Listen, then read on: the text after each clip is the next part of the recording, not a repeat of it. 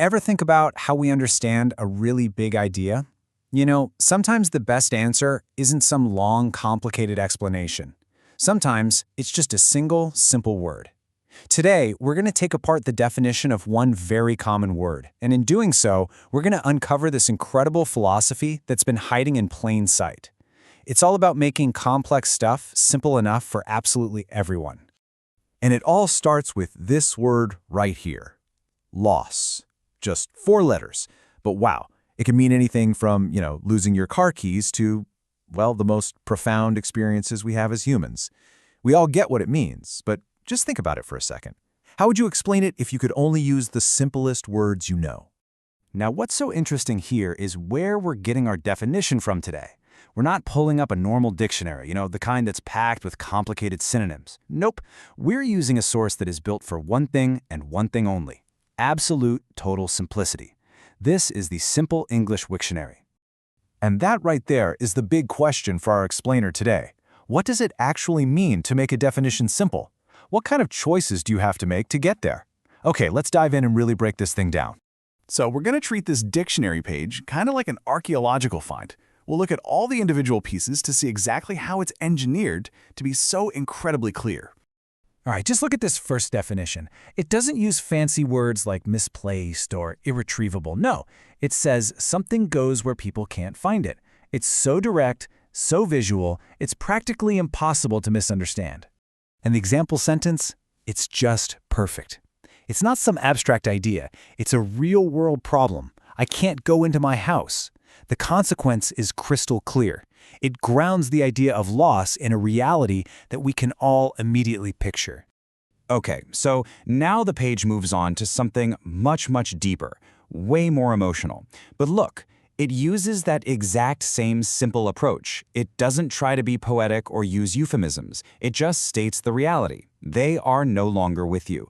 And that simplicity, it doesn't make it weaker. If anything, it makes the meaning even more powerful. In the example here, wow, it's just so human. It takes this huge abstract concept of grief and puts it into a personal experience that so many of us can relate to. It connects the word directly to a feeling we all understand. And get this, it even handles a super specific technical meaning, like from baseball, with the same clarity. No complicated sports jargon, just a simple, here's who gets the L. Simple as that. Okay, so the definitions themselves are incredibly simple. We get that.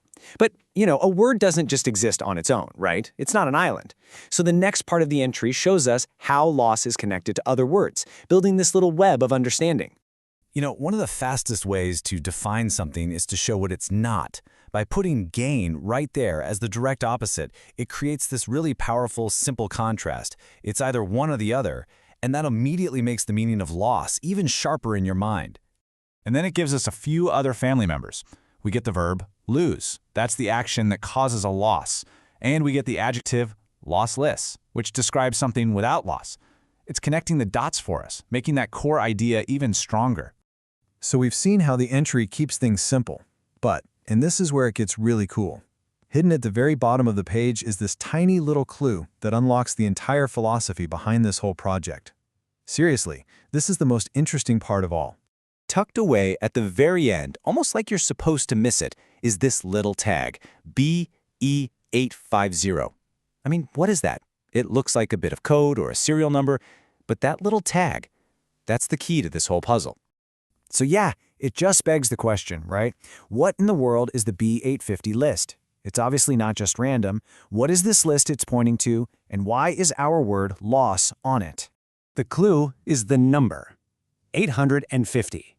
This number isn't an accident. It represents a complete, carefully designed system. A system built for one single purpose: total and complete clarity. That tag, BE850, it means that our word loss is one of just 850 core words that make up something called Basic English. This was a system designed way back in the 1930s to be a tiny vocabulary that was still powerful enough to explain almost any complex idea to anyone, anywhere in the world. So what we've been looking at this whole time, it's not just a dictionary entry, it's a perfect demonstration of a huge idea in action. It's the belief that if you just have the right small set of words, you can make anything understandable. Think about it. The definition actually uses basic English to define a word from the basic English list. It's the whole idea, all wrapped up in one entry. And that kind of leaves us with one last big question. If an idea as huge and as deep as loss can be made this clear, this accessible, what other complicated stuff out there, in science, in philosophy, maybe even in our own lives, is just waiting for the right simple words to help us finally understand?